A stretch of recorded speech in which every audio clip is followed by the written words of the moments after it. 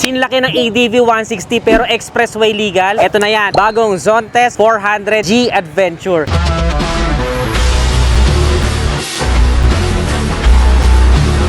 Tignan nyo netizens, so kung papansinin nyo siya, halos parang kasintindigan lang siya na ADV 160. Mas malaki ng konti syempre, pero ito pang malupit dyan. Ang pinakasusi niya ay keychain type or pwede mo rin gawing smartwatch. Gaya nung nireview natin nung nakaraan. Galing diba? So may windshield din siya, parang ADV 160. At ang malupit, kung mapapansinin nyo, meron siyang front camera at meron ding rear camera. So mare-record mo na. Dati mga sasakyan lang ang naka-dashcam. Ngayon pati motorsiklo, safe na safe ka na kasi meron kang sarili mong record ng panglaban kung sakali man na nagkaroon ng aberya sa kalsada. Ito, pakita ko sa inyo. Ayan kung makikita ninyo, front camera punta ako dun sa unahan. Hello! Ayan kita nyo, di ba? Sobrang linaw ng front camera niya kahit gabi yan ganyan kalinaw yan. Syempre, hindi lang yan sa front. Meron din siya sa rear. Ayan dito naman yung sa rear niya. Front and rear, makukuhanan mo kapag bumabiyahe ka. Gaano ka safe yun? Ito pa isa. Papakita ko sa inyo kung gaano ka convenient yung seat niya. Meron na siyang button dito para sa seat at kapag binuksan mo, diren! Kasyang-kasya ang dalawang Evo helmets dito sa kanyang seat storage. Isa dito at isa dito. Halos hindi mo na kailangan magpakabit ng top box, di ba? Tingnan mo naman kung gaano kalapad yung seat niya, netizens. Meron tayong napakagandang seat para sa driver at meron ding napakalaking space for our pillion ride. Para akala mo customized na siya kasi meron siyang sandalan dito and meron na siyang form. Parang pina-customize na pero ang totoo stock niya, ganito na itsura. Galing, no? So balik tayo sa front face niya, netizens. Meron lang tayo ditong adjustable na windshield. May built-in na rin tayo na hazard dito sa magkabila, yung kanyang turn signals. LED na rin yan. May built-in na rin na handguards kaya pwede ka talagang off-road. At kung makikita ninyo, naka-rim na po yung kanyang pinaka-wheels. So naka-rim set na tayo. Naka-rayos or spoke kung tawagin nga natin. At meron tayong tire size na 110, 70, 17 inches wheel. So magiging maganda yung handling ng isang to. At kung magpapalit man tayo ng gulong in the future, I highly recommend to use Zeneos tires kasi ito na yung subok ko na maaasahan, durable, maganda ang traction at high quality. Plus, idagdag mo pa syempre na tubeless tires na siya at naka-dual sports pa. Napakaganda rin kasi extended hanggang dito yung kanyang fender. Sa unahan naman ay body color, which is itong nire-review natin is kulay gray. Para siyang nardo gray, no? Kaya ang lakas ng dating. For the decals, we have some blue with a combination of black. Syempre, dapat ABS na rin. We also have our Zontes sticker here. Tapos, projector na rin yung mga headlight lamps niya. Kaya magiging buo yung bato niya sa kalsada at hindi basag, kagaya ng ibang LED light. May daytime running light din tayo dyan. At may built-in na rin na crash guard. So, pwede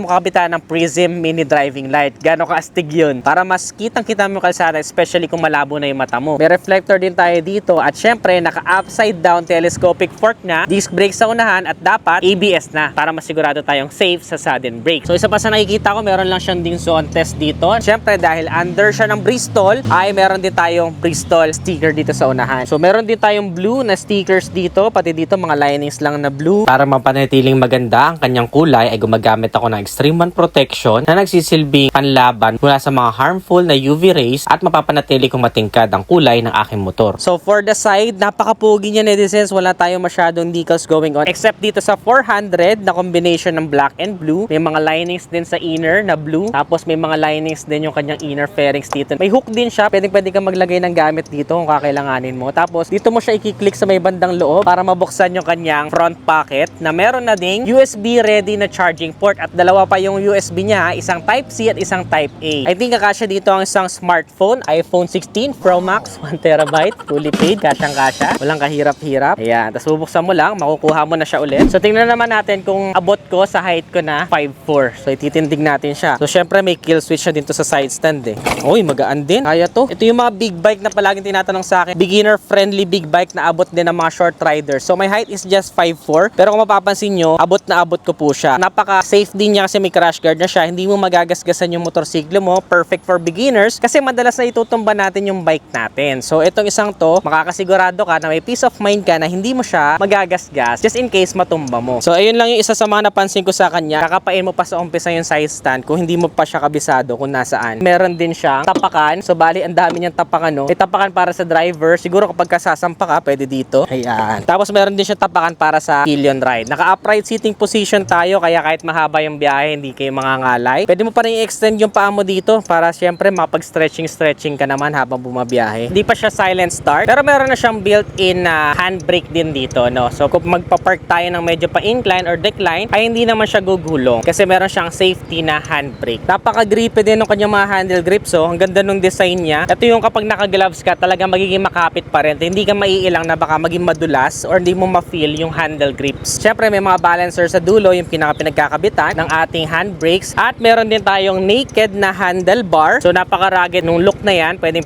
mo talaga ipang off-road. Meron tayong TFT display na napakalaki. So kitang-kita, kagaya nito, direct sunlight yung pinag-vlogan natin, pero kitang-kita pa rin, no, yung display niya. Dito mo rin mako-configure lahat ng settings niya. Dito na rin lahat ng bukasan, dito mo siya i-start, dito mo rin i-activate yung TCS niya. May TCS na rin po to, or traction control system, na kung saan kapag nadulas ka, papabagalin niya yung ikot ng nasa likod para mag-synchronize doon sa nasa unahan. Tingnan naman natin yung likod. So dibasa na rin po pala yung kanyang rear shock, at syempre dual suspension tayo sa likod. Sa likod naman ay meron tayong tire size 150 by 70 14 inches wheel sa likod. Tapos tingnan nyo naman, no, kung gaano kapogi yung kanyang taillight. This may mga guhit-guhit lang dito, tas medyo patusok. May sarili talagang design din si Zontes, no? So natatangi siya. Alam mo pag nakita mo siya, ay Zontes to. So LED na rin yung ilaw natin dyan. Yung grab bar natin sa pillion ride ay ganun din. Very sturdy yung pakiramdam. May Zontes din tayo dito nakasulat. Yung rear camera, plate light para sa plaka, and reflector. Sound check naman natin siya ang konti. Kita nyo kung gaano kaganda yung tambucho sa likod, oh, napakalaki, no? So may built-in na rin pala na heat guard, kaya hindi rin mapapaso yung pillion ride niyo kung sakali man na mag-aangkas kayo. Sound check.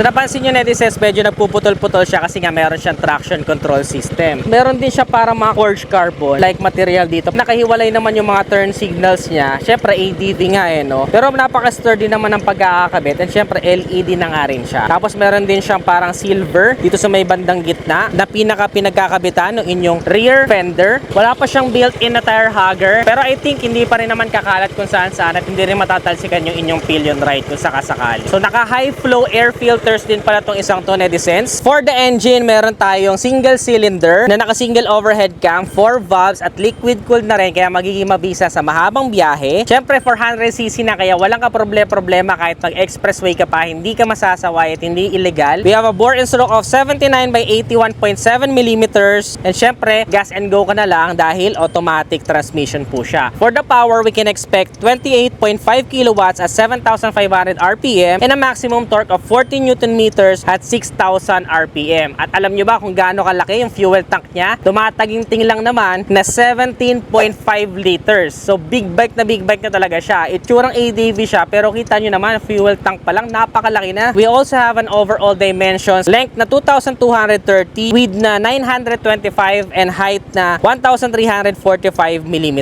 A wheelbase of 1,560 mm, 203 kilograms po siya. So medyo mabigat na siya, pero if we consider the fact na 400cc nga siya, ay actually that's an advantage para hindi mo maramdaman na para kang hinahangin kapag ka nasa high speed na yung facing ninyo during long ride, at makakasabay ka pa rin sa iba mong mga katropang naka big bike. For the seat height, abot naman siya ng 5'4" in height na kagaya ko, pero 770 mm to be exact ang kanyang seat height, at meron din tong ground clearance sa 180 mm. Syempre dapat mataas kasi adventure scooter nga siya, di ba? I think this is the best option kung kagaya ko na medyo pangarap mo yung Honda XADV na 750, pero masyadong mahal yon at masyadong mataas para sa height mo. Ito yung best option para sa'yo. Actually, ito yung ina-eye ko, eh. Ganda niya kasi, no? Pwede ka na umadventure at the same time expressway legal. Gano'n ka panalo yun. So sa rear brake, meron din tayong 220Ds. Bukod sa TFT display, meron na din siyang auxiliary light. Actually, itong auxiliary light na pala na to ay stock pala to. Pag binili mo yan, meron na siyang built-in auxiliary lights. Panalo, di ba? At sa driving mode naman, meron tayong eco mode at sports mode. So ang tanong, netizens, syempre medyo ako convinced na sa specs and features niya. At syempre, Zontes, kilala to internationally. At ngayon, nasa Pilipinas na. Ang presyo, 398,800 pesos. Ganun siya kamura, netizens. So napakamura niya kung i-compare sa ibang ADV na expressway legal at big bike. At syempre, kung i-cash mo yan, may 30,000 pang less sa any Bristol branches nationwide. Hindi pa to officially nala-launch dahil nala-launch to sa makina Nagkaroon lang tayo ng privilege na mauna sa review, pero pwede na kayo magpa-reserve. Palagay nyo, netizens, sulit ba itong Zontes 400G Adventure? Comment nyo naman sa ibaba. Ano pang ibang mga bikes ang gusto nyo i-review natin next or cars? Comment nyo din dyan sa ibaba. Kung nagustuhan mo to, don't forget to give this video a thumbs up. Again, this is Ned Adriano. Always keep it cool, ride safe always.